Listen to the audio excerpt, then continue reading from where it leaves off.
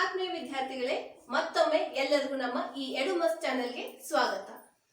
ಮಕ್ಕಳೇ, ಪ್ರವಾಸ ಶಾಲೆಯಲ್ಲಿರ್ಬೋದು, ಮನೆಯಲ್ಲಿರ್ಬೋದು, ಎಲ್ಲ ನಮ್ಮ ಕುಟುಂಬದವ್ರ ಜೊತೆ ಇರ್ಬೋದು, ಸ್ನೇಹಿತರ ಜೊತೆ ಇರ್ಬೋದು, ಪ್ರವಾಸ ಹೋಗೋದಂದ್ರೆ ಯಾರಿಗಿಷ್ಟ ಇಲ್ಲ?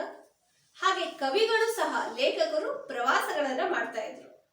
ನಾವು ನೋಡದೇ ಇರೋ ಹಲವು ವಿಷಯಗಳನ್ನ ಈಗ ನೀವು ಯೂಟ್ಯೂಬ್ ನಲ್ಲಿ ನೋಡ್ಬೋದು, ಗೂಗಲ್ ಅಲ್ಲಿ ನೋಡ್ಬೋದು.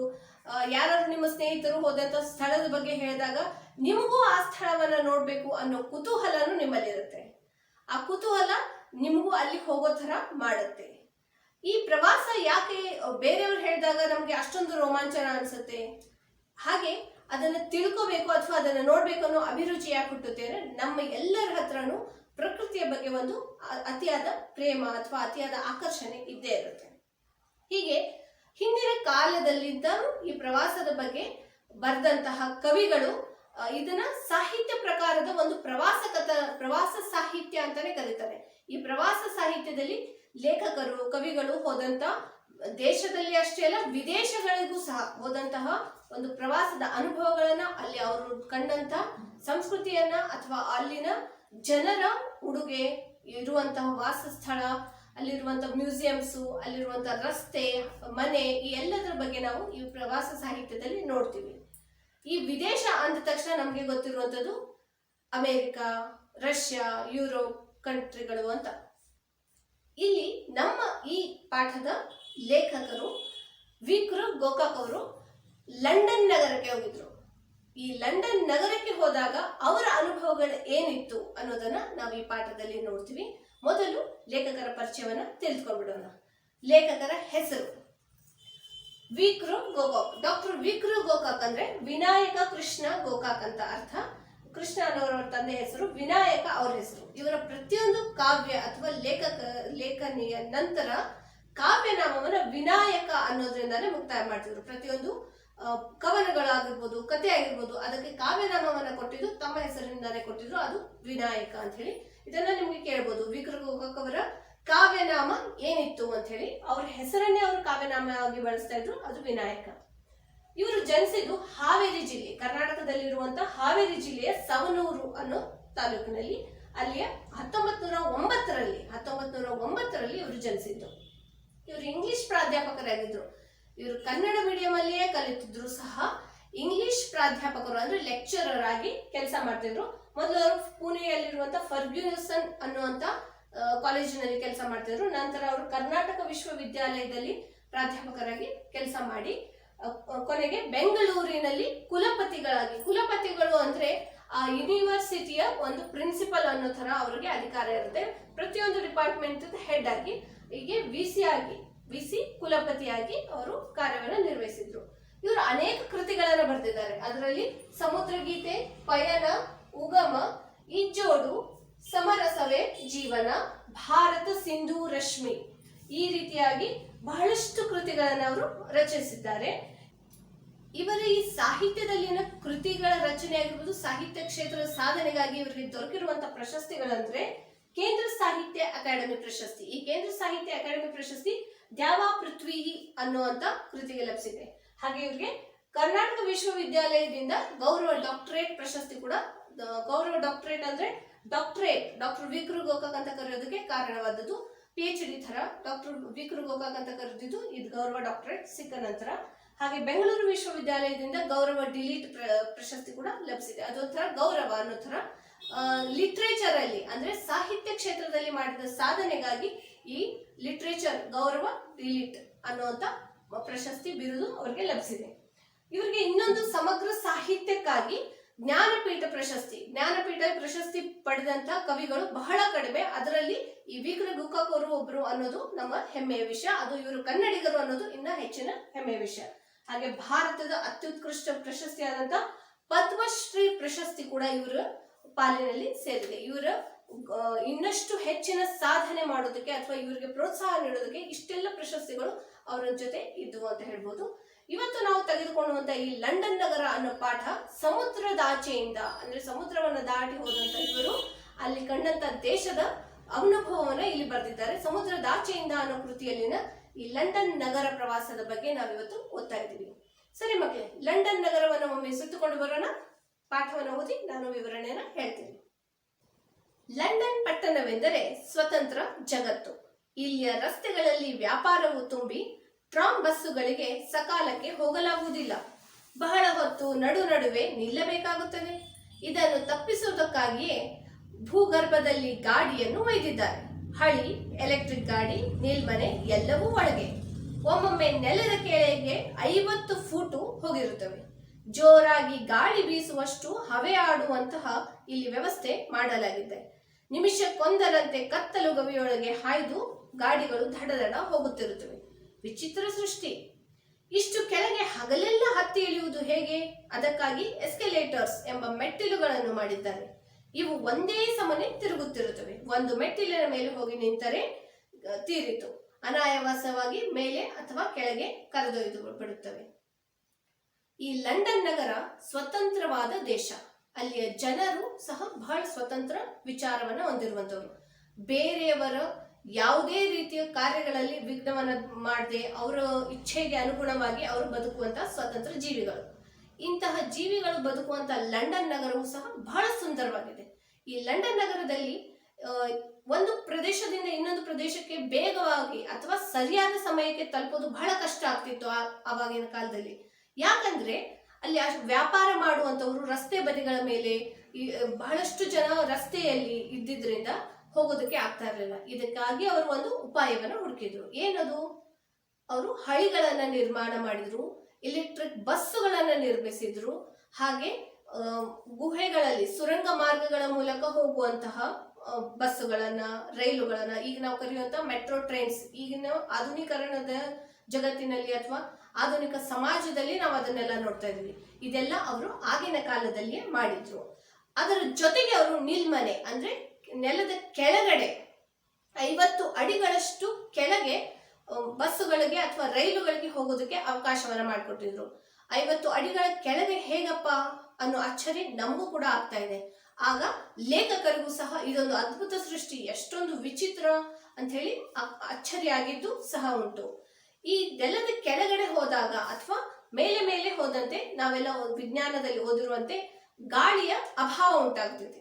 ಅದು ಉಸಿರಾಟದ ತೊಂದರೆ ಮಾಡುತ್ತೆ. ಆದ್ರೆ ಇಲ್ಲಿ ಎಷ್ಟು ಚೆನ್ನಾಗಿ ಅವರು ವ್ಯವಸ್ಥೆ ಮಾಡಿದ್ರು ಅಂದ್ರೆ ನೆಲದ 50 ಅಡಿಗಳ ಕೆಳಗೆ ಈ ವ್ಯವಸ್ಥೆಯನ್ನ ಮಾಡಿದ್ರು ಕೂಡ, ಈ ವಾಹನ ವ್ಯವಸ್ಥೆಯನ್ನ ಮಾಡಿದ್ರು ಸಹ ಅಲ್ಲಿ ಜೋರಾಗಿ ಗಾಳಿ ಬೀಸುವಂತೆ ಎಲ್ಲರಿಗೂ ಹವೆಯಾಡುವಂತಹ ಒಂದು ಸೃಷ್ಟಿ ಮಾಡಲಾಗಿತ್ತು, ನಿರ್ಮಾಣವನ್ನ ಮಾಡಿದ್ರು. ಆ ರೀತಿಯಾದ ನಿರ್ಮಾಣ ಮಾಡಿದ್ರು, ಯಾರಿಗೂ ಯಾವುದೇ ತೊಂದರೆ ಆಗದೆ ಇರೋ ತರ.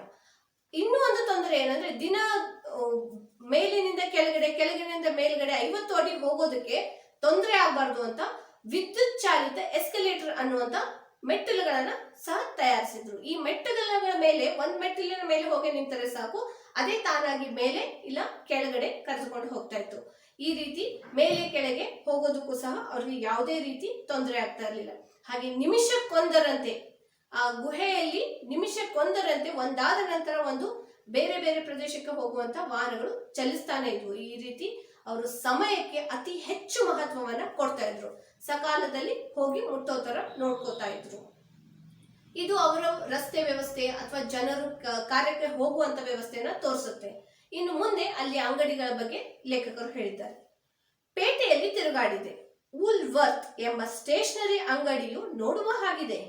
ಎಲ್ಲ ತರದ ಸಾಮಾನುಗಳನ್ನು ಇಲ್ಲಿ 1 ಪೆನ್ನಿಯಿಂದ 6 ಪೆನ್ನಿಯವರೆಗೆ ಮಾರುತ್ತಾರೆ. ಈ ಅಂಗಡಿಯ ವಿಧದ ವಿಭಾಗಗಳನ್ನು ನಿರ್ಮಿಸಿದ ಬುದ್ಧಿಯ ಚಮತ್ಕಾರವು ನೋಡತಕ್ಕಂಥದ್ದು.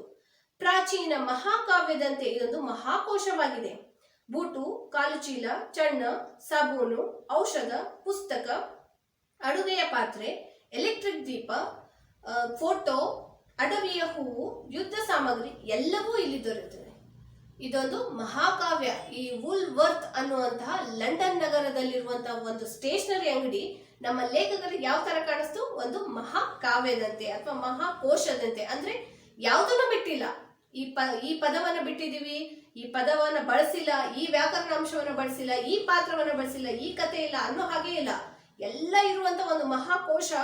ಆ ರೀತಿ ಈ ವೂಲ್ವರ್ತ್ ಅನ್ನೋ ಸ್ಟೇಷನರಿ ಅಂಗಡಿ ಅವರಿಗೆ ಭಾಸವಾಯಿತು. ಯಾಕಪ್ಪ ಅಂದ್ರೆ ಆ ವೂಲ್ವರ್ತ್ ಅಂಗಡಿಯಲ್ಲಿ ದಿನನಿತ್ಯದ ಬಳಕೆ ಸಾಮಾನಿನಿಂದ ಹಿಡಿದು ಯುದ್ಧ ಸಾಮಗ್ರಿವರೆಗೂ ಪ್ರತಿಯೊಂದು ಸಾಮಾನು ವಿಭಾಗಗಳಲ್ಲಿ, ಅಂದ್ರೆ ಬೇರೆ ಬೇರೆ ಅಂಗಡಿ ತರ ಒಂದೇ ಸೂರಿನಡಿ ಎಲ್ಲ ಅಂಗಡಿ.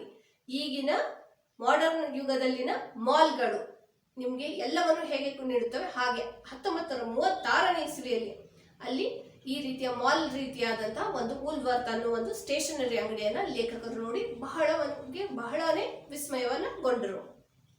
ಇಲ್ಲಿ ಏನೇನ್ ಸಿಗ್ತಾ ಇತ್ತು? ಬೂಟು, ಕಾಲ್ಚೀಲ, ಔಷಧಿ, ವಿದ್ಯುತ್ ದೀಪ, ಮನೆ ಸಾಮಗ್ರಿಗಳು, ಹಾಗೆ ಇಲೆಕ್ಟ್ರಿಕ್ ಸಾಮಗ್ರಿಗಳು, ಅಷ್ಟೇ ಅಲ್ಲದೆ ಯುದ್ಧ ವಿರೋಧ ಸಾಮಾನುಗಳು ಸಹ ಇಲ್ಲಿ ದೊರೆಯುತ್ತಾ ಇದ್ದು. ಎಷ್ಟರಿಂದ ಎಷ್ಟು ಹಣದವರೆಗೆ ಅಂದ್ರೆ, ಈಗ ನೀವು ಯಾವ್ದಾದ್ರು ಸೇಲ್ಗೆ ಹೋದಾಗ ನೋಡಿರ್ಬೋದು, ಇಲ್ಲಿ ಯಾವ ವಸ್ತುಗಳನ್ನು ಸಿಗುತ್ತವೆ ಅಂತ ಬೋರ್ಡ್ ಹಾಕಿರ್ತಾರೆ, ಹಾಗೂ ಎಷ್ಟು ಹಣದಿಂದ ಪ್ರಾರಂಭವಾಗಿ ಎಲ್ಲಿವರೆಗೆ ಇದೆ ಅಂತ. ಹಾಗೆ ಇಲ್ಲಿ ಒಂದು ಪೆನ್ನಿ ಅಂದ್ರೆ ಅಲ್ಲಿಯ ಲಂಡನ್ ನಗರದ ಒಂದು ನಾಣ್ಯ, ಆ ಒಂದು ನಾಣ್ಯದಿಂದ 6 ನಾಣ್ಯದವರೆಗೆ ಅಲ್ಲಿಯ ಸಾಮಗ್ರಿಗಳ ಬೆಲೆ ಆಗಿತ್ತು. ಇದನ್ನ ನೋಡಿ ಮುಂದೆ ಹೋಗ್ತಾರೆ ಲೇಖಕರು. ಸ್ಟ್ರಾಂಡ್ ದಲ್ಲಿಯ ಸ್ಯಾವೋಯ್ ಸಿಂಪಿಗಳು ಇಲ್ಲಿ ಪ್ರಸಿದ್ಧಿಯನ್ನು ಹೊಂದಿದ್ದಾರೆ. ಇಲ್ಲಿಯ ಒಂದು ಸಾದಾ ಸೂಟು ಹೊಲಿಯಬೇಕಾದರೂ ಸುಮಾರು 100 ರೂಪಾಯಿ ಬೇಕು. ಆದರೆ 50 ಶಿಲ್ಲಿಂಗ್ ಟೈಲರ್ಸ್, 50 ಶಿಲ್ಲಿಂಗಿನ ಸಿಂಪಿಗಳು ಎಂಬ ಒಂದು ಸಂಸ್ಥೆಯ ಶಾಖೆಗಳು ಎಲ್ಲ ಕಡೆಗೂ ಇವೆ. ಈ ಸ್ಟ್ರಾಂಡ್ ದಲ್ಲಿಯ ಸ್ಯಾವೋಯ್ ಸಿಂಪಿಗಳು ಅನ್ನೋದವರು, ಸಿಂಪಿ ಅಂದ್ರೆ ಟೈಲರ್, ಬಟ್ಟೆಯನ್ನು ಹೊಲಿಯೋರು. ಇವರು ಒಂದು ಸೂಟ್ ಹೊಲಿಯೋದಕ್ಕೆ 100 ರೂಪಾಯಿಯಷ್ಟು ಹಣವನ್ನು ತಗೋತಾ ಇದ್ರು. ಅಲ್ಲಿ ಲಂಡನ್ ನಗರದಲ್ಲಿ ತುಂಬಾ ಚಳಿ ಇರೋದ್ರಿಂದ ಪ್ರತಿಯೊಬ್ಬರು ಸಹ ಸೂಟನ್ನ ಹಾಕೋತಾ ಇದ್ರು. ಆ ಸೂಟನ್ನ ಹೊಲಿಯೋದಕ್ಕೆ 100 ರೂಪಾಯಿ ಕೊಡ್ಬೇಕಾಗ್ತಿದೆ. ಆದ್ರೆ ಅಲ್ಲಿ ಇನ್ನೊಂದು ಟೈಲರ್ ಅಂಗಡಿ ಕೂಡ ಇತ್ತು. ಅದು ಯಾವ್ದಂದ್ರೆ ಅಲ್ಲಿ 50 ಶಿಲ್ಲಿಂಗಿನ ಸಿಂಪಿಗಳು ಅಂದ್ರೆ 50 ಶಿಲ್ಲಿಂಗ್ ಟೈಲರ್ಸ್. ಇವರು ಕೇವಲ 50 ರೂಪಾಯಿಗಳಲ್ಲಿ ಆ ಸೂಟನ್ನ ಹೊಲ್ಕೊಡ್ತಾರೆ. ಹೀಗಾಗಿ ಎಲ್ಲರೂ ಅವರಿಗೆ ಹೆಚ್ಚಿನ ಬೇಡಿಕೆಯನ್ನ ಇಡ್ತಾ ಇದ್ರು. ಅದು ಬಹಳಷ್ಟು ಶಾಖೆಗಳಾಗಿ ಬದಲಾಗಿತ್ತು, ಬಹಳಷ್ಟು ಅಂಗಡಿಗಳಾಗಿ ಬದಲಾಗಿತ್ತು. ಅದು ಪ್ರಸಿದ್ಧಿಯನ್ನ ಸಹ ಹೊಂದಿತ್ತು. ಯಾವಾಗ ನಮ್ಗೆ ಬೆಲೆ ಕಡಿಮೆಯಾಗಿ ಸಿಗುತ್ತೆ ಅದೇ ಕ್ವಾಲಿಟಿಯಲ್ಲಿ ಅಂದಾಗ ನಾವು ಅದರ ಕಡೆ ಆಕರ್ಷಣೆಗೊಳ್ತೀವಲ್ಲ, ಅದನ್ನ ಇಲ್ಲಿ ಲೇಖಕರು ನಿಮ್ಗೆ ಹೇಳಿದ್ದಾರೆ. ಇಲ್ಲಿ ಗಂಡಿಗಿಂತ ಹೆಣ್ಣು ಹೆಚ್ಚಿದ್ದ ಹಾಗೆ ಕಾಣುತ್ತದೆ. ಎಲ್ಲ ಅಂಗಡಿಗಳಲ್ಲಿ ಸಾಮಾನ್ಯವಾಗಿ ಸ್ತ್ರೀಯರೇ ಕೆಲಸ ಮಾಡುತ್ತಾರೆ. ಉಪಹಾರ ಗೃಹಗಳಲ್ಲಿ ಇಲ್ಲಿ ಮಾಣಿಗಳಿಲ್ಲ. ಲಂಡನ್ ನಗರದಲ್ಲಿನ ಮತ್ತೊಂದು ಪ್ರಮುಖವಾದ ಮುಖ್ಯ ವಿಷಯ ಅಂದ್ರೆ ಹೆಣ್ಣು ಮಕ್ಕಳಿಗೆ ಅಥವಾ ಸ್ತ್ರೀಯರಿಗೆ ಹೆಚ್ಚು ಪ್ರಾಮುಖ್ಯತೆಯನ್ನ ಕೊಡ್ತಾರೆ, ಬಹಳಷ್ಟು ಬೆಲೆಯನ್ನ ಕೊಡ್ತಾರೆ, ಗೌರವವನ್ನ ಕೊಡ್ತಾರೆ. ಅದಕ್ಕಾಗಿ ಪ್ರತಿಯೊಂದು ಅಂಗಡಿಗಳಲ್ಲಿ ಪುರುಷರಿಗಿಂತ ಹೆಚ್ಚಾಗಿ ನಾವು ಸ್ತ್ರೀಯರು ಕೆಲಸ ಮಾಡೋದನ್ನ ನೋಡ್ಬೋದು. ಅದನ್ನ ಅವರು ಲೇಖಕರು ಬೆಂಗಳೂರಿನ ಮಾತಿನಲ್ಲಿ ಹೇಳೋದಾದ್ರೆ, ಇಲ್ಲಿನ ಸ್ತ್ರೀಯರಿಗೆ ಬೆಂಗಳೂರಿನ ಮಾತಿನಲ್ಲಿ ಅಮ್ಮಣ್ಣಿಗಳಿರುತ್ತಾರೆ ಎಂದು ಕರೆಯುತ್ತಾರೆ. ಅಂದ್ರೆ ಬೆಂಗಳೂರಿನ ಭಾಷೆಯಲ್ಲಿ ನಾವು ಕರೆಯುವಂತ ಅಮ್ಮಣ್ಣಿಗಳು ಅಂದ್ರೆ ಸ್ತ್ರೀಯರು ಅಂತ. ಯಾವುದಾದರೊಂದು ದೊಡ್ಡ ಅಂಗಡಿಗೆ ಹೋದರೆ ಅಲ್ಲಿಯ ಟೈಪಿಸ್ಟ್, ಕಾರ್ಕೂನ್ ಒಬ್ಬ ಹೆಣ್ಣು ಮಗಳು. ಸಿನಿಮಾ ಗೃಹದಲ್ಲಿ ನಿಮ್ಮ ಜಾಗವನ್ನು ಹುಡುಕಿ ಕೊಡುವವರು ಹೆಣ್ಣು. ನಮ್ಮ ಕಾಲೇಜಿನಲ್ಲಿ ಸಹ ವಿದ್ಯಾರ್ಥಿನಿಯರ ಅನುಕೂಲಕ್ಕಾಗಿ ಸಿಪಾಯಿನಿಯರನ್ನು ಇಟ್ಟಿದ್ದಾರೆ. ಹೆಣ್ಣು ಮಕ್ಕಳನ್ನು ಅತ್ಯಾದರದಿಂದ ನಡೆಸಿಕೊಳ್ಳುವ ಸಂಸ್ಕೃತಿಯ ಶಿಖರವನ್ನು ಇಂಗ್ಲೆಂಡಿನಲ್ಲಿಯೇ ಕಾಣಬೇಕೆಂದು ಆಂಗ್ಲರ ಮತ. ಇದೀಗ ಹೆಣ್ಣನ್ನು ಸತ್ಕರಿಸುವ ರೀತಿ ಇದು. ಮಕ್ಕಳೇ, ಏನಿರುತ್ತೆ ಅಂದ್ರೆ ವೃತ್ತಿ ಅಂತ ಬಂದಾಗ ಇದು ಹೆಣ್ಮಕ್ಳಿಗಾಗಿ ಇರುವಂತ ವೃತ್ತಿ, ಇದು ಪುರುಷರಿಗಾಗಿ ಇರುವಂತ ವೃತ್ತಿ. ಇದು ಸ್ತ್ರೀಯರು ಮಾಡುವಂತದ್ದಲ್ಲ, ಹುಡುಗಿಯರು ಮಾಡುವಂತ ಕೆಲಸ ಅಲ್ಲ ಅನ್ನೋದು ಬಹಳ ಭೇದ ಭಾವ. ಕೆಲಸದಲ್ಲೂ ಕೂಡ ಡಿಸ್ಕ್ರಿಮಿನೇಷನ್ ಅನ್ನ ನಾವು ನೋಡ್ತಾ ಇರ್ತೀವಿ. ಆದ್ರೆ ಇಂಗ್ಲೆಂಡಿನಲ್ಲಿ ಈ ಕೆಲಸ ಸ್ತ್ರೀಯರದಲ್ಲ, ಈ ಕೆಲಸವನ್ನ ಹುಡುಗಿಯರು ಅಥವಾ ಮಹಿಳೆಯರು ಮಾಡೋದಕ್ಕೆ ಸಾಧ್ಯ ಇಲ್ಲ ಅನ್ನೋದೇ ಇಲ್ಲ. ಯಾಕಂದ್ರೆ ಅಲ್ಲಿ ಒಂದು ಉಪಹಾರ ಗೃಹ ಅಂದ್ರೆ ಹೋಟೆಲ್ಗಳಲ್ಲಿ ವೇಟರ್ಸ್ ಆಗಿ ಕೆಲಸ ಮಾಡುವವರು, ಹಾಗೆ ಸಿನಿಮಾ ಥಿಯೇಟರ್ ಹೋದಾಗ ನಿಮ್ಗೆ ಆ ಕತ್ತಲಲ್ಲಿ ಜಾಗ ಗೊತ್ತಾಗದೆ ಇದ್ದಾಗ ಆ ಜಾಗವನ್ನ ತೋರಿಸುವವರು ಸಹ ಇಲ್ಲಿ ಸ್ತ್ರೀಯರಾಗಿದ್ರು. ಒಂದು ಆಫೀಸ್ಗೆ ಹೋದಾಗ ಅಲ್ಲಿ ಅಕೌಂಟೆಂಟ್, ಕಾರ್ಕೂನ್, ಟೈಪಿಸ್ಟ್ ಈ ಎಲ್ಲ ಕೆಲಸಗಳಲ್ಲೂ ಸ್ತ್ರೀಯರದ್ದೇ ಹೆಚ್ಚಿನ ಪಾಲಾಗಿತ್ತು. ಅಲ್ಲಿ ಸ್ತ್ರೀಯರು ಎಲ್ಲಾ ಆಫೀಸ್ಗಳಲ್ಲಿ, ಅಂಗಡಿಗಳಲ್ಲಿ ನಿಮ್ಗೆ ಸಿಗ್ತಾ ಇದ್ರು. ಯಾಕೆ ಹೀಗೆ ಅಂದ್ರೆ ಇಂಗ್ಲೆಂಡ್ ದೇಶದಲ್ಲಿ ಒಂದು ಅಭಿಮತ ಇದೆ, ಏನು, ಸ್ತ್ರೀಯರಿಗೆ ಅತ್ಯಾದರದಿಂದ ಹೆಚ್ಚಿನ ಗೌರವವನ್ನು ನೀಡಬೇಕು, ಸ್ತ್ರೀಯರು ಬಹಳಷ್ಟು ಮಹತ್ವವನ್ನು ಹೊಂದಿದ್ದಾರೆ ಅಂತ ಹೇಳಿ ಅವರು ತೋರಿಸ್ಕೊಡ್ತಾ ಇದ್ರು. ಬೇರೆ ದೇಶಗಳಿಂದ ಇಂಗ್ಲೆಂಡಿನಲ್ಲಿ ಸ್ತ್ರೀಯರಿಗೆ ಅತಿ ಹೆಚ್ಚಿನ ಮಹತ್ವವನ್ನು ಸಿಗೋದು ಇಲ್ಲಿ ಲೇಖಕರು ಕಂಡರು. ಇಲ್ಲಿಯ ಇಂಡಿಯಾ ಆಫೀಸ್ ನೋಡುವ ಹಾಗಿದೆ. ವಾಚನಾಲಯದಲ್ಲಿ ಅನೇಕ ಮಹತ್ವದ ಪುಸ್ತಕಗಳಿವೆ. ಕರ್ನಾಟಕದ ವಿಷಯವಾಗಿ ಎಷ್ಟೋ ಹೊಸ ಮಾತುಗಳು ಇಲ್ಲಿ ಗೊತ್ತಾಗಬಹುದೆಂದು ಕಾಣುತ್ತದೆ. ಇಲ್ಲಿಯ ವಸ್ತು ಸಂಗ್ರಹಾಲಯದಲ್ಲಿ ಹಿಂದೂಸ್ತಾನದ ಲಲಿತ ಕಲೆಯ ಹಾಗೂ ಇನ್ನುಳಿದ ಮಾರ್ಗಗಳ ಮಾದರಿಗಳು ನೋಡಲು ದೊರೆಯುತ್ತವೆ. ಎಲ್ಲ ಮುಖ್ಯವಾದ ಇಂಗ್ಲಿಷ್ ವರ್ತಮಾನ ಪತ್ರಿಕೆಗಳು ಬರುತ್ತವೆ, ಹಿಂದೂಸ್ತಾನದಲ್ಲಿ ಪ್ರಕಟವಾಗುವಂತಹವು. ಈ ಕಚೇರಿಯಲ್ಲಿದ್ದ ಚೇರಿಂಗ್ ಕ್ರಾಸ್ ಎಂಬ ಓಣಿಯಲ್ಲಿ ಆಂಗ್ಲರ ಸಾಮ್ರಾಜ್ಯದ ವೈಭವವು ಕಂಡುಬರುವುದು. ಇಂಡಿಯಾ ಆಫೀಸಿನ ಹತ್ತಿರ ಆಫ್ರಿಕನ್ ಕಚೇರಿ, ಇನ್ನೊಂದು ವಸಾಹತಿನ ಕಚೇರಿ, 108 ಬ್ಯಾಂಕುಗಳು, ದೊಡ್ಡ ಕಂಪನಿಗಳ ಕಚೇರಿಗಳು ಎಲ್ಲವೂ ದಂಗು ಬಡಿಸುವಂತೆ ನೆರೆದಿವೆ. ಒಂದೊಂದು ದೇಶದ ಮೇಲಿನ ಪ್ರಭುತ್ವ ಇಲ್ಲಿ ಒಂದೊಂದು ಕಚೇರಿಯಿಂದ ನಡೆಯುತ್ತದೆ. ಈ ದೊಡ್ಡ ಬೀದಿಯ ಸಾಮ್ರಾಜ್ಯದ ಬೀದಿ. ಅಲ್ಲಿ ಈ ಫಸ್ಟ್ ಅವ್ರು ಏನ್ ನೋಡಿದ್ರು, ರಸ್ತೆಗಳು, ಅಲ್ಲಿರುವಂತಹ ವಾಹನ ವ್ಯವಸ್ಥೆ ಎಲ್ಲವನ್ನ ನೋಡಿದ್ರು. ಹಾಗೆ ಉಲ್ವರ್ತ್ ಅನ್ನುವಂತ ಒಂದು ಸ್ಟೇಷನರಿ ಅಂಗಡಿಯನ್ನ ನೋಡಿದ್ರು. ಆಮೇಲೆ ಅವ್ರು ನೋಡಿದ್ರು ಅಲ್ಲಿ ಪುರುಷರಿಗಿಂತ ಹೆಚ್ಚು ಮಹಿಳೆಯರೇ ಕಾರ್ಯವನ್ನ ಮಾಡ್ತಾ ಇದ್ದಾರೆ ಅಥವಾ ವೃತ್ತಿಯಲ್ಲಿ ಬಹಳ ವೇಗವಾಗಿ ಬೆಳೀತಾ ಇದ್ದಾರೆ, ಅವ್ರಿಗೆ ಎಷ್ಟೊಂದು ಆಧಾರ ಸತ್ಕಾರಗಳು ದೊರೀತಾ ಇದೆ ಅನ್ನೋ ನೋಡಿದ್ರು. ಹಾಗೆ ಮುಂದುವರೆದು ಲಂಡನ್ ನಗರದಲ್ಲಿ ಅವರು ನೋಡಿದ್ರು ಅಂದ್ರೆ ಚೇರಿಂಗ್ ಕ್ರಾಸ್. ಈ ಚೇರಿಂಗ್ ಕ್ರಾಸ್ ಅಲ್ಲಿ ಆಫೀಸು ಬಹಳಷ್ಟು ಆಫೀಸ್ಗಳಿವೆ, ಒಂದೇ ಆಫೀಸ್ ಅಂತಿಲ್ಲ, ಬೇರೆ ಬೇರೆ ದೇಶಗಳು. ಯಾಕಂದ್ರೆ ಲಂಡನ್ ಅಂತಾರಾಷ್ಟ್ರೀಯ ವ್ಯವಹಾರವನ್ನ ಹೊಂದಿರುವುದು. ಅಂತಾರಾಷ್ಟ್ರೀಯ ಅಂದ್ರೆ ಇಂಟರ್ನ್ಯಾಷನಲ್, ಒಂದು ದೇಶದಿಂದ ಇನ್ನೊಂದು ದೇಶದ ಜೊತೆ ವಸಾಹತುವನ್ನಾಗಿರ್ಬೋದು, ವ್ಯಾಪಾರವನ್ನಾಗಿರ್ಬೋದು, ಸ್ನೇಹ ಸಂಬಂಧವನ್ನಾಗಿರ್ಬೋದು ಹೊಂದಿರುವಂಥದ್ದು. ಹೀಗಾಗಿ ಪ್ರತಿಯೊಂದು ದೇಶದ ಜೊತೆಗಿನ ವ್ಯವಹಾರವನ್ನು ನಿಭಾಯಿಸೋದಕ್ಕೆ ಒಂದೊಂದು ಕಚೇರಿಗಳನ್ನು, ಆಫೀಸ್ಗಳನ್ನ ಅದು ಹೊಂದಿದೆ. ಇಲ್ಲಿ ಇನ್ನೂ ಒಂದು ಇಂಡಿಯಾ ಆಫೀಸ್, ಯಾಕಂದ್ರೆ ಇಂಡಿಯಾ ದೇಶದೊಡನೆ, ಭಾರತ ದೇಶದೊಡನೆ ಸಂಪರ್ಕ ಸಾಧಿಸುವಂತಹ ಒಂದು ಆಫೀಸು ಅದು ಇಂಡಿಯಾ ಆಫೀಸ್. ಅಲ್ಲಿ ಒಂದು ವಾಚನಾಲಯ ಅಂದ್ರೆ ಗ್ರಂಥಾಲಯ, ಲೈಬ್ರರಿ ಇದೆ. ಆ ಲೈಬ್ರರಿಗೆ ಹೋಗಿ ನೋಡಿದಾಗ ಅಲ್ಲಿ ಲೇಖಕರು ಏನ್ ನೋಡಿದ್ರು ಅಂದ್ರೆ ಬಹಳಷ್ಟು ಪುಸ್ತಕಗಳಿವೆ. ಕೇವಲ ಇಂಗ್ಲೆಂಡ್ ಬಗ್ಗೆ ಹೇಳುವಂತದ್ದಲ್ಲ, ಕರ್ನಾಟಕದ ಬಗ್ಗೆ ಸಹ ಹೇಳುವಂಥದ್ದು. ಬರೀ ಭಾರತ ಅಲ್ಲ, ಕರ್ನಾಟಕದ ಬಗ್ಗೆ ಸಹ ಅಲ್ಲಿ ಅನೇಕ ವಿಷಯಗಳನ್ನ, ಮಾಹಿತಿಗಳನ್ನ ಒಳಗೊಂಡಂತಹ ಪುಸ್ತಕಗಳನ್ನ ಅವರು ನೋಡಿದ್ರು. ಎಷ್ಟೋ ಮಾತುಗಳು ಅಥವಾ ಎಷ್ಟೋ ವಿಚಾರಗಳು ಅಲ್ಲಿ ಅವರಿಗೆ ಗೊತ್ತಾಯ್ತು. ಹಿಂದೂಸ್ತಾನದ ಲಲಿತ ಕಲೆಯ ಬಗ್ಗೆ ಹಾಗೂ ಮಾದರಿಗಳನ್ನ ಅವರು ಅಲ್ಲಿ ನೋಡಿದ್ರು. ಸಂಗ್ರಹಾಲಯದಲ್ಲಿ, ಎಲ್ಲಿ? ವಸ್ತು ಸಂಗ್ರಹಾಲಯದಲ್ಲಿ. ಅಲ್ಲಿ ಬರೀ ಪುಸ್ತಕಗಳಷ್ಟೇ ಅಲ್ಲ, ವಸ್ತು ಸಂಗ್ರಹಾಲಯ, ಕರ್ನಾಟಕದಲ್ಲಿನ ಕೆಲವೊಂದು ಲಲಿತ ಕಲೆಗಳು, ಸಂಗೀತ ಸಾಧನಗಳನ್ನ ಸಹ ಅವರು ನೋಡಿದ್ರು. ಮತ್ತ ಇಂಗ್ಲಿಷ್ ವರ್ತಮಾನ ಪತ್ರಿಕೆಗಳು ಅಂದ್ರೆ ದಿನಪತ್ರಿಕೆಗಳು, ನ್ಯೂಸ್ ಪೇಪರ್ಸ್, ಭಾರತದಲ್ಲಿ ಪ್ರಿಂಟ್ ಆಗುವಂತಹ ದಿನನಿತ್ಯದ ಇಂಗ್ಲಿಷ್ ಪತ್ರಿಕೆಗಳು ಸಹ ಲಂಡನ್ ನಗರದಲ್ಲಿ ಕುಳಿತು ಓದುವುದಕ್ಕೆ ವ್ಯವಸ್ಥೆ ಮಾಡಲಾಗಿತ್ತು. ಅಲ್ಲಿ ಆ ಪತ್ರಿಕೆಗಳು ಸಹ ದೊರೀತಾ ಇದ್ವು. ಚೇರಿಂಗ್ ಕ್ರಾಸ್ ಓಣಿಯಲ್ಲಿ ಬಹಳಷ್ಟು ಆಫೀಸ್ಗಳಿದ್ದು, ಯಾವ್ಯಾವ ದೇಶದ್ದು ಇದ್ದು, ಇನ್ನೊಂದು ದೇಶದ್ದು ಅಂದ್ರೆ ಆಫ್ರಿಕನ್ ಕಚೇರಿ, ಆಫೀಸಿನ ಹತ್ರ ಭಾರತದ ಇಂಡಿಯನ್ ಕಚೇರಿ. ಹೀಗೆ ವಸಾಹತು ಅಂದ್ರೆ ವ್ಯಾಪಾರಕ್ಕಾಗಿ. ಯಾಕಂದ್ರೆ ಒಂದು ದೇಶದಲ್ಲಿ ನಡೆಯುವಂತಹ ಹಣ ಇನ್ನೊಂದು ದೇಶದಲ್ಲಿ ನಡೆಯುವುದಿಲ್ಲ. ನಾವು ರೂಪಾಯಿಗಳ ಲೆಕ್ಕದಲ್ಲಿ ಹೇಳಿದರೆ ಅವರು ಡಾಲರ್ಗಳ ಲೆಕ್ಕದಲ್ಲಿ ಹೇಳ್ತಾರೆ, ಇನ್ನೊಂದು ದೇಶ ಯೂರೋ ಲೆಕ್ಕದಲ್ಲಿ ಹೇಳುತ್ತೆ. ಹೀಗಾಗಿ ಆ ಹಣದ ವ್ಯವಹಾರ, ವಹಿವಾಟು, ಬದಲಾವಣೆ ಈ ಎಲ್ಲದಕ್ಕಾಗಿ ಅನೇಕ ಬ್ಯಾಂಕುಗಳು ಸಹ ಅಲ್ಲಿದ್ವು. ಅಲ್ಲಿಯ ವ್ಯಾಪಾರ ವ್ಯವಹಾರವನ್ನ ನೋಡ್ಕೊಳ್ಳೋದಕ್ಕೂ ಸಹ ಒಂದು ಆಫೀಸ್ ಅನ್ನ ಮಾಡಿದ್ರು. ಅಲ್ಲಿ ಅದೇ ದೇಶಕ್ಕೆ ಸಂಬಂಧಿಸಿದಂತಹ ಬಿಸ್ನೆಸ್ ಅಥವಾ ವ್ಯಾಪಾರ, ವಹಿವಾಟು, ವಿಚಾರ ವಿಮರ್ಶೆ, ಆಡಳಿತ ನಡೀತಾ ಇತ್ತು. ಇದು ನೋಡೋದಕ್ಕೆ ಬಹಳಷ್ಟು ಸುಂದರವಾಗಿತ್ತು. ಅದು ಏನ್ ತೋರಿಸ್ತಾ ಇತ್ತು ಅಂದ್ರೆ ಆ ದೇಶದ ಮೇಲಿರುವಂತ ನಮ್ಮ ಅಧಿಕಾರ ಅಥವಾ ಆ ದೇಶದ ಜೊತೆ ಇರುವಂತ ಸಂಬಂಧವನ್ನ ವಿವರಿಸಿ ಹೇಳುವಂತ ಕಚೇರಿಗಳು ಅವಾಗಿದ್ವು. ಆ ಬೀದಿಯನ್ನ ದೊಡ್ಡ ಬೀದಿ, ಸಿಕ್ಕಾಪಟ್ಟೆ ದೊಡ್ಡದಾಗಿರುವಂತಹ ಬೀದಿ ಅಂತ ಕರೀತಾ ಇದ್ರು. ನಗರದ ಪ್ರತಿಯೊಂದು ಕೂಟಕ್ಕೂ ಒಂದೇ ಹೆಸರಾದರೂ ಇದ್ದೇ ಇರುತ್ತದೆ.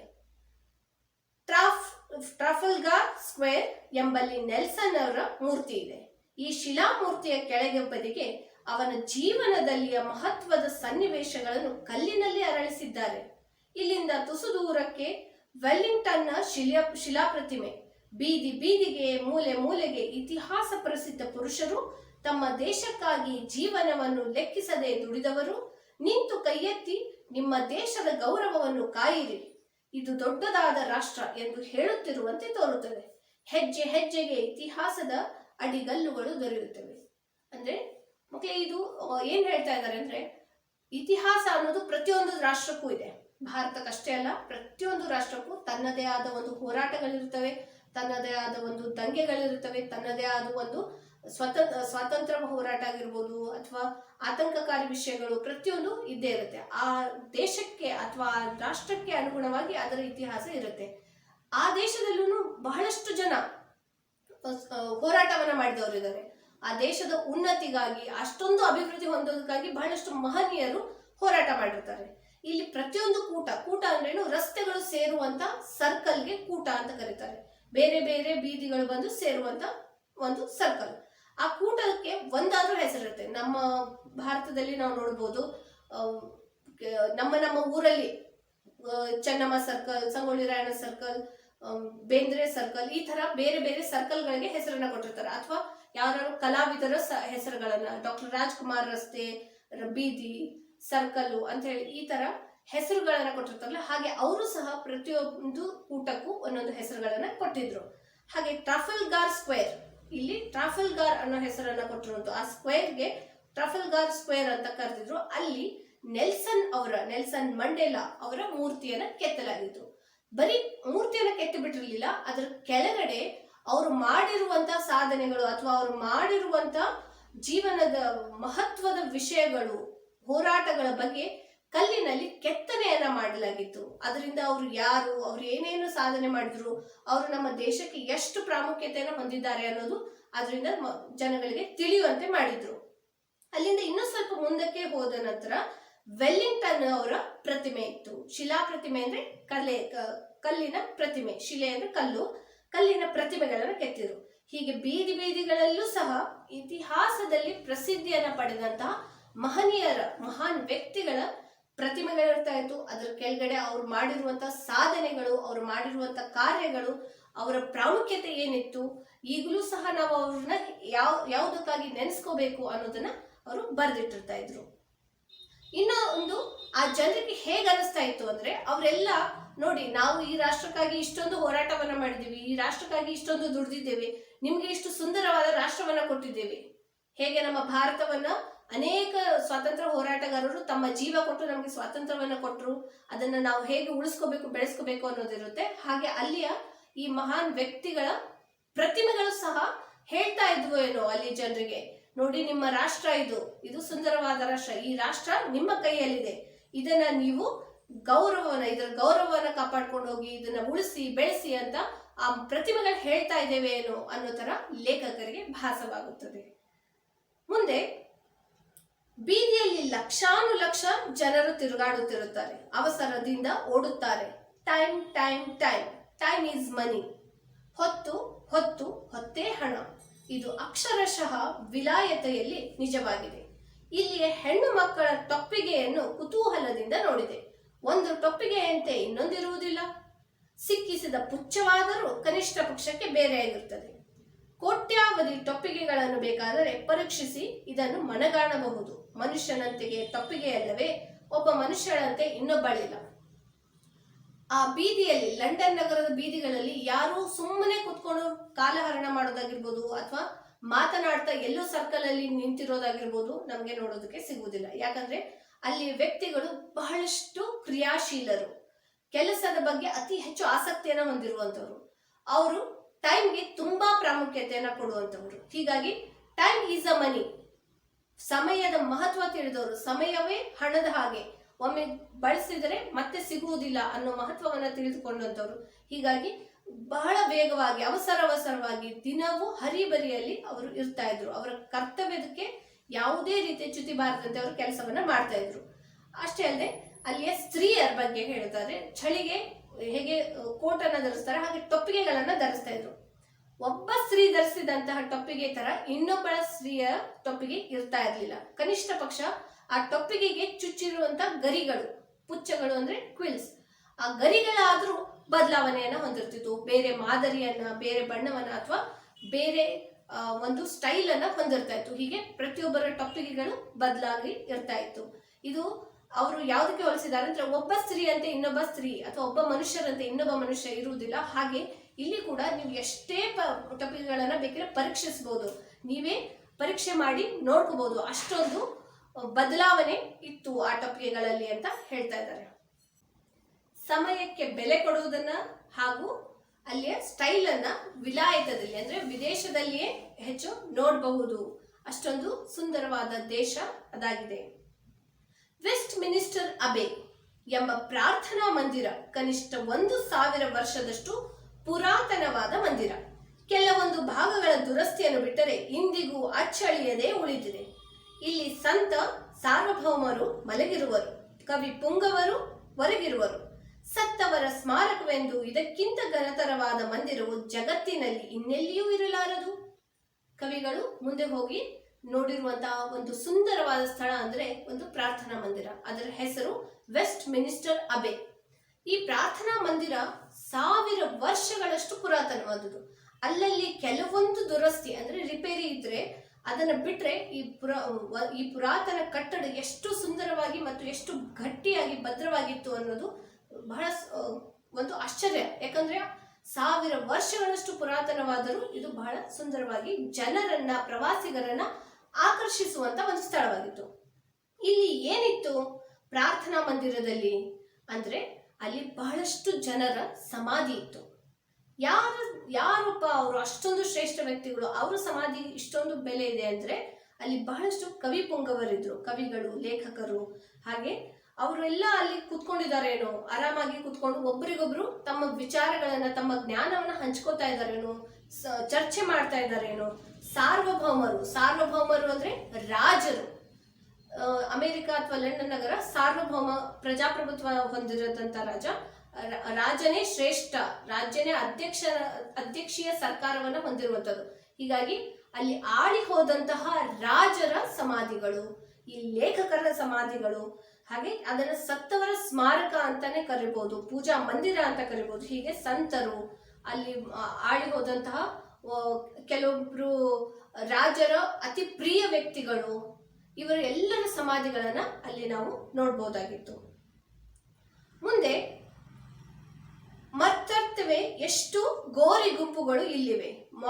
Mortality behold are and fear, what a lit of a tombs in here. ಅಂದ್ರೆ ಇಲ್ಲಿ ಮನುಷ್ಯತ್ವವೇ ಇಲ್ಲಿ ಬಂದು ನೆಲೆಸಿದೆಯೇನೋ, ಈ ಗೋರಿಗಳ ಮಧ್ಯೆ, ಈ ಸಮಾಧಿಗಳ ಮಧ್ಯೆ ಮಾನವತೆ, ಮನುಷ್ಯತ್ವತೆ, ಮನುಷ್ಯರೆಲ್ಲ ಇಲ್ಲೇ ಇದ್ದಾರೇನೋ ಅನ್ನುವಂತ ಭಾವನೆ ಅಲ್ಲಿ ಬರುತ್ತದೆ ಆ ಪೂಜಾ ಮಂದಿರದಲ್ಲಿ ಹೋದಾಗ ಎಂದು 300 ವರ್ಷಗಳ ಹಿಂದೆ ಬಿಮಾಂಟ್ ಎಂಬ ಕವಿಯು ಹಾಡಿದನು. ಗೋಲ್ಡ್ ಸ್ಮಿತ್ ಹಾಗೂ ಎಡಿಸನ್ ಎಂಬ ಪ್ರಖ್ಯಾತ ಸಾಹಿತಿಗಳು visit to Westminster Abbey ಎಂಬ ವಿಷಯದ ಮೇಲೆ ಉತ್ತಮವಾದ ನಿಬಂಧಗಳನ್ನು ಬರೆದಿದ್ದಾರೆ. ಇಂದಿಗೂ ಇದು ಕಬ್ಬಿಗರ ಸ್ಫೂರ್ತಿಯ ತವರು ಮನೆಯಾಗಿದೆ.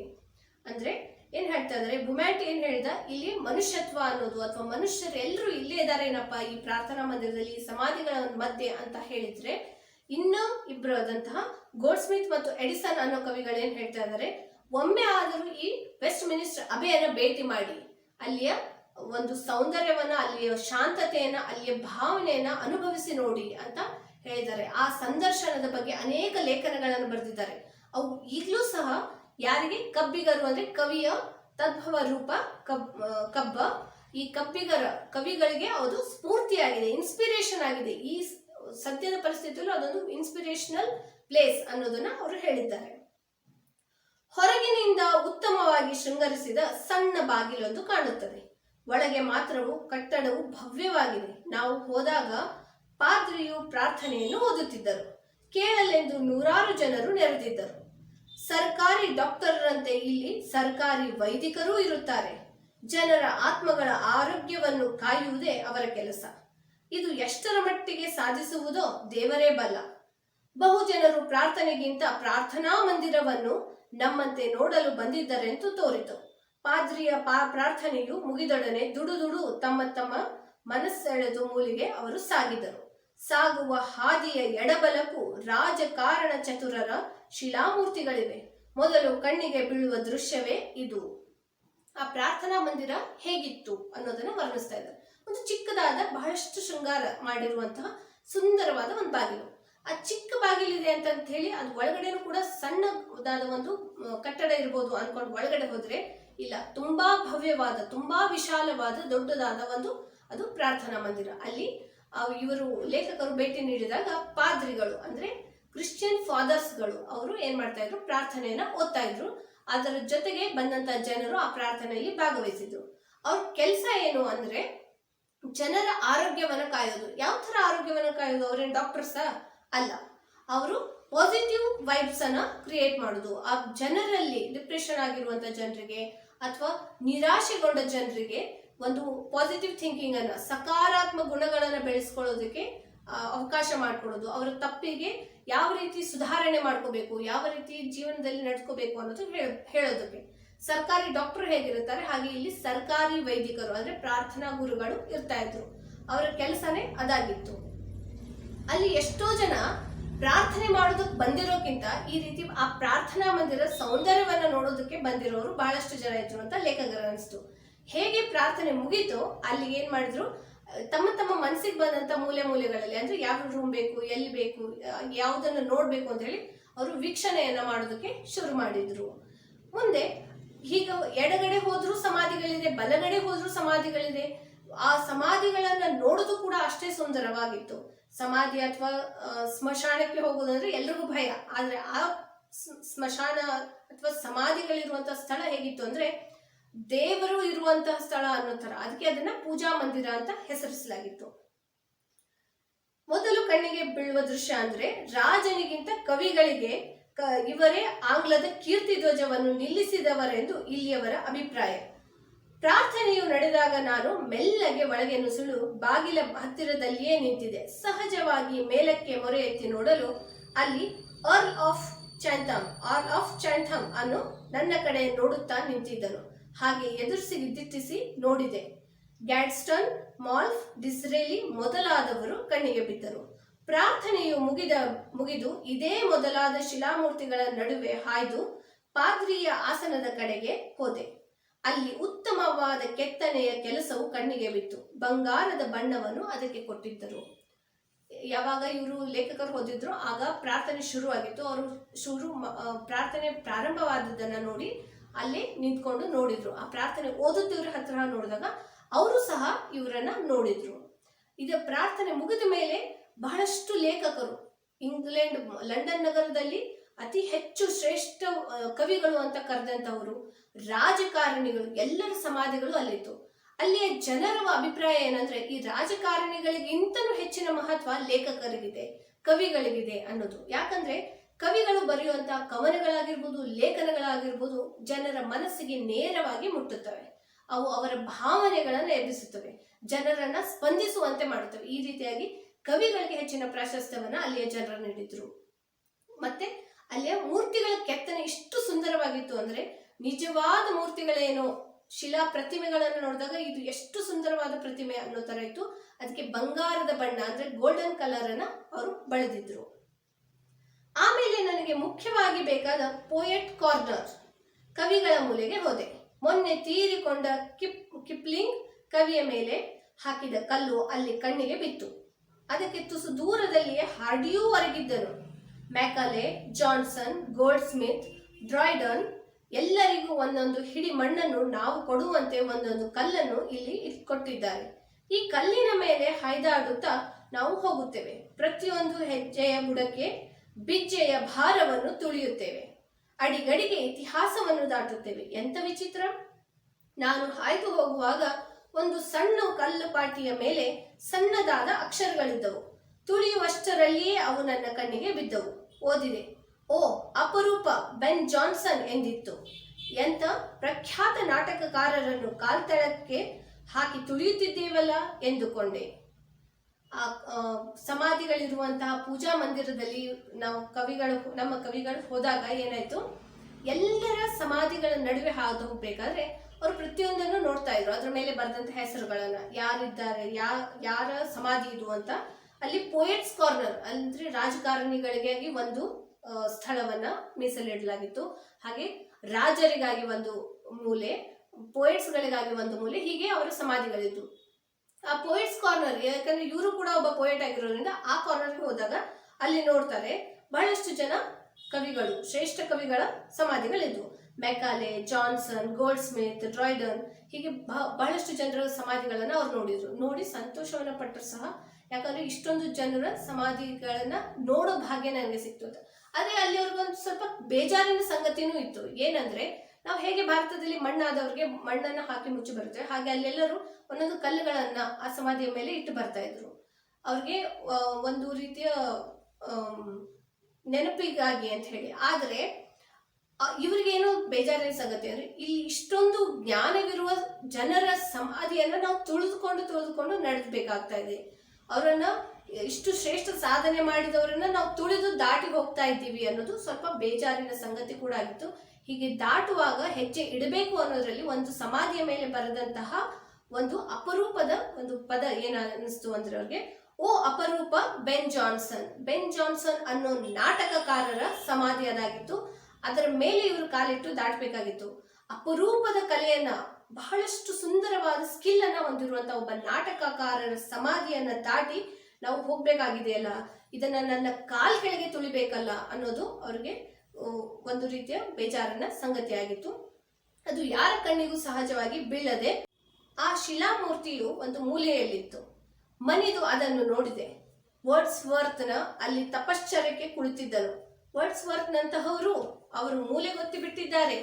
ಆದರೂ ಆ ಕವಿಗಳ ಮೂಲೆಯಲ್ಲಿ ನಡೆದಾಗ ಒಂದು ಭವ್ಯತೆಯು ಬಂದು ಕಣ್ಣೆದುರಿಗೆ ನಿಲ್ಲುತ್ತದೆ. ಹೃದಯವು ಕಂಪಿಸುತ್ತದೆ. ತಪ್ಪು ಹೆಜ್ಜೆ ಹಾಕಬಹುದೆಂಬ ಹೆದರಿಕೆಯೂ ಹಿಡಿದು ನಿಲ್ಲಿಸುತ್ತದೆ. ಕಡೆಗೆ ದಿಕ್ಕು ತಪ್ಪಿದಂತಾಗಿ ಯಾರನ್ನು ತುಳಿದರೇನು, ಎಲ್ಲಿ ಹೆಜ್ಜೆ ಹಾಕಿದರೇನು, ಎಲ್ಲವೂ ಅಷ್ಟೇ ಮಣ್ಣು ಎಂದು ಮನಸ್ಸಿಗೆ ಬಂದಂತೆ ಮನುಷ್ಯನು ನಡಿ ಹತ್ತುತ್ತಾನೆ. ಮೊದಲಾಗಿ ಅಲ್ಲಿ ಶಿಲಾಮೂರ್ತಿಗಳ ನಡುವೆ, ಆ ಸಮಾಧಿಗಳ ಮೇಲೆ ಇಷ್ಟೊಂದು ಶ್ರೇಷ್ಠ ವ್ಯಕ್ತಿಗಳ ಮೇಲೆ ಕಾಲ್ ಕೆಳಗೆ ಹೇಗಪ್ಪ ಹಾಕಿಕೊಂಡು ತುಳಿಯುವುದು, ಹೇಗೆ ಈ ಸಮಾಧಿಗಳ ಮೇಲೆ ಹೋಗೋದು ಅಂದಾಗ ಬಹಳಷ್ಟು ಜನರು ಬಂದಾಗ ಅಲ್ಲಿ ತಪ್ಪು ಹೆಜ್ಜೆ ಹಾಕಬಾರ್ದು ಅಂತ ನೋಡ್ಕೊಂಡು ನಡಿಬೇಕಾದ್ರು ಆಮೇಲೆ ಏನಾಗ್ಬಿಡುತ್ತೆ, ಅದು ರೂಢಿಯಾಗಿ ಹಾಗೆ ನಡೆದುಕೊಂಡು ಹೋಗ್ಬಿಡ್ತೀವಿ. ಅಲ್ಲಿ ವರ್ಡ್ಸ್ವರ್ತ್ ಅನ್ನುವಂಥ ಮಹಾನ್, ಲಂಡನ್ ನಲ್ಲಿರುವಂಥ ಮಹಾನ್ ಕವಿ ಏನಾಗಿದ್ರು ಅಂದ್ರೆ ತಪಸ್ಸಿಗೆ ಕುಳಿತಿದ್ದಾರೇನೋ, ಇಲ್ಲಿ ಈ ಪೂಜಾ ಮಂದಿರದಲ್ಲಿ ಈ ತಪಸ್ಸಿಗೆ ಕೂತಿದ್ದಾರೇನೋ ಅನ್ನೋ ತರ ಅವ್ರಿಗೆ ಅನಿಸ್ತು. ಅವ್ರಿಗೆ ಆ ಎಲ್ಲ ಕವಿಗಳ ಬಗ್ಗೆ ಓದಿದ್ದು, ಅವ್ರ ಬಗ್ಗೆ ತಿಳಿದುಕೊಂಡ ವಿಷಯಗಳು ನೆನಪಿಗೆ ಬರ್ತಾ ಇತ್ತು. ಅದು ಭವ್ಯತೆಯ ಅನುಭವವನ್ನ ಅವ್ರಿಗೆ ನೀಡ್ತಾ ಇತ್ತು.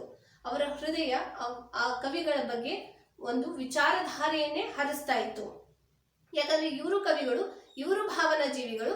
ಮುಂದಿನವರ ಭಾವನೆಗಳು ಹೇಗಿತ್ತು, ಅವರು ಯಾವ ಭಾವನೆ ಇಟ್ಕೊಂಡು ಯಾವ ಪದ್ಯವನ್ನ ಬರೆದಿದ್ರು, ಯಾವ ನಾಟಕವನ್ನ ಮಾಡಿದ್ರು, ಅದೆಲ್ಲ ಅವರ ಮನಸ್ಸಿನಲ್ಲಿ ಮೂಡಿ ಹೋಯಿತು. ಇದಕ್ಕೆ ಸಮೀಪವಾಗಿ ವೈಜ್ಞಾನಿಕರ ಮೂಲೆ ಇದೆ. ಇಲ್ಲಿ ನ್ಯೂಟನ್ನ ದೊಡ್ಡದಾದ ಶಿಲಾಮೂರ್ತಿಯನ್ನು ನಿಲ್ಲಿಸಿದ್ದಾರೆ. ಡಾರ್ವಿನ್, ಹರ್ಷೆಲ್ ಮೊದಲಾದವರ ಮೇಲೆ ಕಲ್ಲೊಗೆದಿದ್ದಾರೆ. ಇದಕ್ಕೆ ಹತ್ತಿರದಲ್ಲಿ ವ್ಯಾಪಾರಿಗಳು, ವಾಸ್ತುಶಿಲ್ಪಿಗಳು, ಸರದಾರರು, ಸೇನಾಪತಿಗಳು ಮೊದಲಾದ ಅನೇಕರಿಗೂ ಜಾಗವಿದೆ. ಇಲ್ಲಿ ಸಮಾಧಿಗಳು, ಶಿಲಾಮೂರ್ತಿಗಳು ಎಲ್ಲದರ ಜೊತೆ ಇಲ್ಲಿ ಅವರು ಇನ್ನೊಂದು ಶಿಲಾಮೂರ್ತಿಗಳ ಒಂದು ಗುಂಪನ್ನು ನೋಡಿದ್ರು. ಯಾವುದಂದ್ರೆ ವಿಜ್ಞಾನಿಗಳು, ಸೈಂಟಿಸ್ಟ್ಸ್. ಡಾರ್ವಿನ್ ಆಗಿರ್ಬೋದು, ನ್ಯೂಟನ್ ಆಗಿರ್ಬೋದು, ಹರ್ಷಲ್ ಆಗಿರ್ಬೋದು, ಅವ್ರ ಜೊತೆ ಅಲ್ಲಿ ಮಾಡುವಂಥ ಬಿಸ್ನೆಸ್ ಮ್ಯಾನ್ಗಳು, ಗ್ರೇಟ್ ಬಿಸ್ನೆಸ್ ಮ್ಯಾನ್ಗಳು, ಹಾಗೆ ವಾಸ್ತುಶಿಲ್ಪಿಗಳು, ಆರ್ಕಿಟೆಕ್ಚರ್ ಮಾಡಿರುವಂಥವ್ರು, ಹೊಸ ದೊಡ್ಡ ಬಿಲ್ಡಿಂಗ್ಗಳನ್ನು ಕಟ್ಟಿದಂಥವರು, ಸೇನೆಯನ್ನು ಮುಂದೆ ನಡೆಸಿ ಈ ರಾಷ್ಟ್ರವನ್ನು ಮುಂದುವರಿಯುವಂತೆ ಮಾಡಿದವರು, ಈ ರೀತಿ ಎಲ್ಲರಿಗೂ ಅಲ್ಲಿ ಜಾಗ ಇತ್ತು. ಎಲ್ಲ ಸಾಧಕರು ಅಲ್ಲೇ ಇದ್ದಾರೇನೋ, ಇದೊಂದು ಭವ್ಯ ಮಂದಿರ, ಇಲ್ಲಿ ಎಲ್ಲ ಸಾಧಕರು ಇಲ್ಲೇ ಮೇಳೈಸಿದ್ದಾರೆ, ಇಲ್ಲೇ ಒಂದು ಮೀಟಿಂಗ್ ನಡೀತಾ ಇದೆ, ಇಲ್ಲೊಂದು ಸಭಾ ನಡೀತಾ ಇದೆ, ಇದು ರಾಷ್ಟ್ರದ ಒಳಿತಿಗಾಗಿ ಅನ್ನುವಂಥ ಭಾವನೆ ಅಲ್ಲಿ ಮೂಡುತ್ತದೆ. ಆಮೇಲೆ ಅರಸರ ಮನೆಗೆ ಹೋದೆ.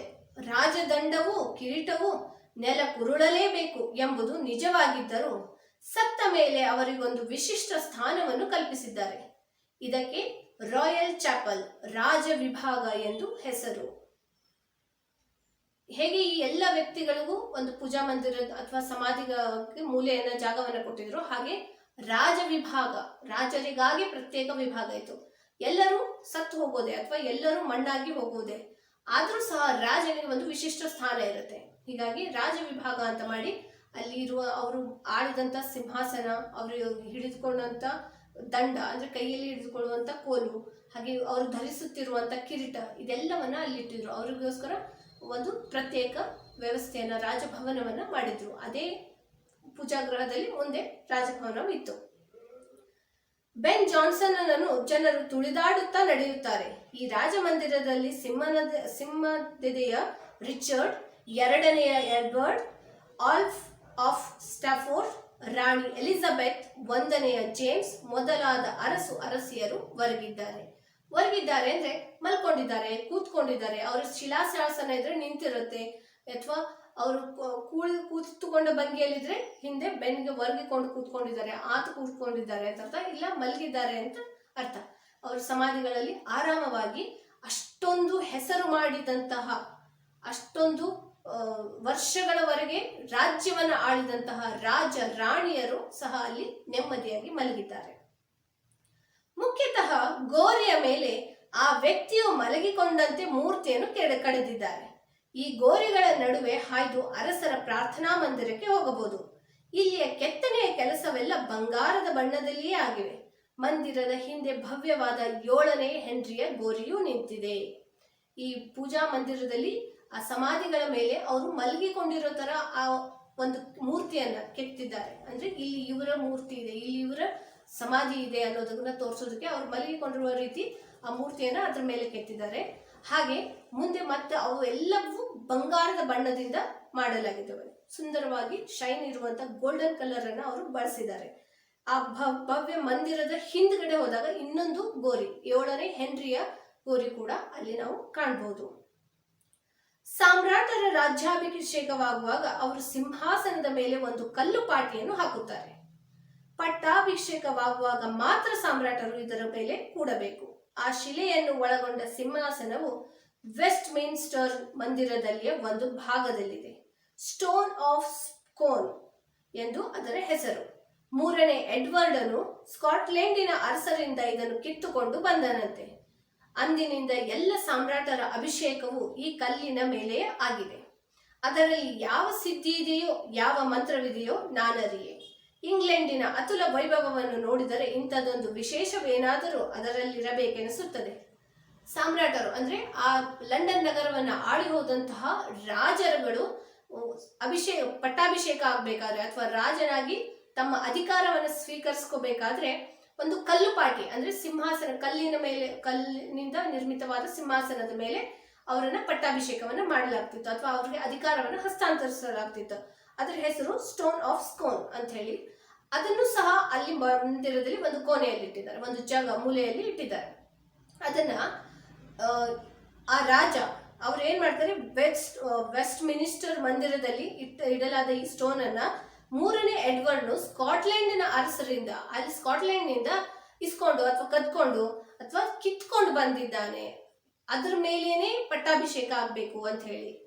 ಅದು ಯಾಕೆ ಅಂತ ನನಗೆ ಗೊತ್ತಿಲ್ಲ ಅಂತ ಲೇಖಕರು ಹೇಳ್ತಾ ಇದ್ದಾರೆ. ಅದು ಯಾಕೋ ಅದೇ ಕಲ್ಲಿನ ಸಿಂಹಾಸನದ ಮೇಲೆ ಅಥವಾ ಕಲ್ಲಿನ ಮೇಲೇನೆ ಯಾಕೆ ಪಟ್ಟಾಭಿಷೇಕ ಆಗ್ಬೇಕು ಅಥವಾ ಯಾಕೆ ಅಧಿಕಾರ ಸ್ವೀಕಾರ ಮಾಡಬೇಕು ನನಗಂತೂ ಗೊತ್ತಿಲ್ಲ. ಅದರಲ್ಲಿ ಯಾವ್ದಾದ್ರು ಒಂದು ಮಂತ್ರ ಇದೆಯೋ ಅಥವಾ ಏನಾದ್ರೂ ಸಿದ್ಧಿ ಇದೆಯೋ, ವಿಶೇಷತೆ ಏನಾದ್ರೂ ಇದೆಯೋ ಗೊತ್ತಿಲ್ಲ. ಇದ್ರೂ ಇರಬಹುದು ಅಂತ. ಇಲ್ಲಿಗೆ ನನ್ನ ಪ್ರವಾಸದ ವರ್ಣನೆ ಮುಗಿಯಿತು. ಇಷ್ಟು ಸ್ವಲ್ಪ ದಿನಗಳಲ್ಲಿ ನನ್ನ ಮನಸ್ಸನ್ನು ವಿಕಾಸವನ್ನು ಹೊಂದಿದೆ. ನನ್ನ ದೃಷ್ಟಿಯು ಎಷ್ಟು ವಿಶಾಲವಾಗಿದೆ. ನನ್ನ ಸಂಸ್ಕೃತಿಯು ಎಂತಹ ಓರೆಗಲ್ಲಿನ ಮೇಲೆ ನಿಂತಿದೆ. ಇದನ್ನೆಲ್ಲ ನೆನೆಸಿದಾಗ ಪ್ರವಾಸ ಕಥನವು ಪ್ರವಾಸ ಶಿಕ್ಷಣದ ಒಂದು ಭಾಗವಾಗಿದೆ ಎಂದು ಬೇಕೆನ್ ಹೇಳಿದ ಮಾತು ನೆನಪಾಗುತ್ತದೆ. ಮನೆ ಹಿಡಿದು ಇರುವ ತರುಣನ ಬುದ್ಧಿ ಮನೆಯ ಮಟ್ಟದ್ದೇ ಎಂಬ ಶೇಕ್ಸ್ಪಿಯರನ ನುಡಿಯು ಮನಸ್ಸಿನಲ್ಲಿ ಮೂಡುತ್ತದೆ. ಇಲ್ಲಿ ಲೇಖಕರು ಏನೇನ್ ಮಾಡಿದ್ರು, ಫಸ್ಟ್ ಅವರು ಬೀದಿಗಳನ್ನ ನೋಡಿದ್ರು, ವಾಹನಗಳನ್ನ ನೋಡಿದ್ರು, ಒಂದು ವೂಲ್ಸ್ವರ್ತ್ ಅನ್ನುವಂತಹ ಒಂದು ಸ್ಟೇಷನರಿ ಅಂಗಡಿಯನ್ನ ನೋಡಿದ್ರು, ಅಲ್ಲಿರುವ ಜನರನ್ನ ನೋಡಿದ್ರು, ಅವರು ಎಷ್ಟು ವೇಗವಾಗಿ ಮಾಡ್ತಾರೆ, ಸ್ತ್ರೀಯರಿಗೆ ಎಷ್ಟು ಪ್ರಾಮುಖ್ಯತೆ ಇದೆ, ವೃತ್ತಿಯಲ್ಲಿ ಸ್ತ್ರೀಯರು ಎಷ್ಟು ಮೇಲುಗೈಯನ್ನ ಸಾಧಿಸಿದ್ದಾರೆ. ಅದರ ಜೊತೆ ಒಂದು ಭವ್ಯವಾದ ಪ್ರಾರ್ಥನಾ ಮಂದಿರ, ಆ ಪ್ರಾರ್ಥನಾ ಮಂದಿರವನ್ನು ನೋಡೋದಕ್ಕೆ ಬಂದರು. ಆ ಪ್ರಾರ್ಥನಾ ಮಂದಿರದಲ್ಲಿ ಒಂದೊಂದು ಮೂಲೆಯನ್ನು ಒಬ್ಬೊಬ್ಬರಿಗಾಗಿ ಸೀಮಿತವಾಗಿಗೊಳಿಸಿದ್ದು. ಅಲ್ಲಿ ರಾಜಕಾರಣಿಗಳು, ಸಾಧಕರು, ಕವಿಗಳು, ಆಮೇಲೆ ವಾಸ್ತುಶಿಲ್ಪಕಾರರು, ಹೀಗೆ ನಾಟಕಕಾರರು, ಶ್ರೇಷ್ಠವಾದವರು ಸಹ ಒಂದು ದಿನ ಮಣ್ಣಲ್ಲಿ ಮಣ್ಣಾಗಿ ಮಲಗಿರೋದನ್ನ ಅವರು ನೋಡಿದ್ರು. ಅದು ಸುಂದರವಾದ ಬಂಗಾರದ ಬಣ್ಣದಿಂದ ನಿರ್ಮಿತವಾಗಿತ್ತು. ಹಾಗೆ ಇವರೆಲ್ಲರ ಪಟ್ಟಾಭಿಷೇಕಕ್ಕಾಗಿ ಕಲ್ಲಿನ ಪಾಠಿಯನ್ನ ಹೊಂದಿರುವಂತಹ ಒಂದು ಸಿಂಹಾಸನದ ಮೇಲೆ ಇವರನ್ನು ಅಧಿಕಾರವನ್ನ ಸ್ವೀಕರಿಸ್ತಿದ್ರು ಅನ್ನೋದನ್ನ ನೋಡಿದ್ರು. ಅದರ ಬಗ್ಗೆ ಅವ್ರಿಗೆ ಗೊತ್ತಿಲ್ಲ. ಇದನ್ನೆಲ್ಲ ನೋಡಿದವ್ರಿಗೆ ಏನ್ ಅನಿಸ್ತು ಅಂದ್ರೆ, ಶೇಕ್ಸ್ಪಿಯರನ ಒಂದು ಮಾತು ನೆನಪಾಗ್ತದೆ. ಏನಂದ್ರೆ, ಮನೆಯಲ್ಲಿಯೇ ಕುಳಿತುಕೊಂಡವ್ರದ್ದು ಬುದ್ಧಿ ಮನೆಯ ಮಟ್ಟದ್ದೇ ಆಗಿರುತ್ತೆ. ಏನು ಮನೆಯ 4 ಗೋಡೆಗಳ ಮಧ್ಯೆ ಏನು ನಡೀತದೆ ಅಷ್ಟೇ ಅವರ ಪ್ರಪಂಚ ಆಗಿರುತ್ತೆ. ಹೇಗೆ ನಾವು ಹೇಳ್ತೀವಿ, ಬಾವಿಯೊಳಗಿನ ಕಪ್ಪೆ, ಅದಕ್ಕೇನು ಗೊತ್ತು ಪ್ರಪಂಚ ಅಂತ. ಹಾಗೆ ಮನೆ ಮಟ್ಟದ್ದಾಗಿಯೇ ಅಷ್ಟೇ ಉಳಿದು ಬಿಡ್ತಾರೆ ಆ ತರುಣ ಅಥವಾ ಯುವಕ. ಹೀಗಾಗಿ ಪ್ರವಾಸ ಒಂದು ಬುದ್ಧಿಮಟ್ಟತೆಯನ್ನ, ವಿಚಾರ ವಿಮರ್ಶೆ ಮಾಡೋದನ್ನ ಅಥವಾ ಅವನ ಜ್ಞಾನವನ್ನ ಹೆಚ್ಚಿಸುತ್ತದೆ. ಇದು ಶಿಕ್ಷಣಕ್ಕೆ ಬಹಳ ಅವಶ್ಯಕವಾಗಿದೆ. ಶೈಕ್ಷಣಿಕ ಮೌಲ್ಯಗಳನ್ನ, ಶಿಕ್ಷಣವನ್ನ ಶೈಕ್ಷಣಿಕ ಪ್ರವಾಸ ಅಂತ ಹೇಳ್ತಾರೆ. ಹಾಗೆ ಈ ಪ್ರವಾಸವು ಕೂಡ ಒಂದು ಜ್ಞಾನವನ್ನು ನೀಡುತ್ತದೆ ಅನ್ನೋದು ಅವ್ರಿಗೆ ಇಲ್ಲಿ ಶೇಕ್ಸ್ಪಿಯರನ ವಾಣಿ ನೆನಪಾಗುತ್ತೆ. ಇಲ್ಲಿಗೆ ಅವರ ಪ್ರವಾಸದ ಕಥನವನ್ನ ಅವರು ವರ್ಣನೆಯನ್ನ ಮುಗಿಸ್ತಾ ಇದ್ದಾರೆ. ಮಕ್ಕಳೇ, ಈ ವಿಡಿಯೋ ನಿಮಗೆ ಇಷ್ಟವಾದಲ್ಲಿ ಶೇರ್ ಮಾಡಿ, ಲೈಕ್ ಮಾಡಿ ಹಾಗೂ ಸಬ್ಸ್ಕ್ರೈಬ್ ಮಾಡಿ. ಎಲ್ಲ ಸಬ್ಸ್ಕ್ರೈಬ್ ಮಾಡಿದಂಥವರು ನಮ್ಮ ಜೊತೆ ಇರುವವರಿಗೆ ಧನ್ಯವಾದಗಳು.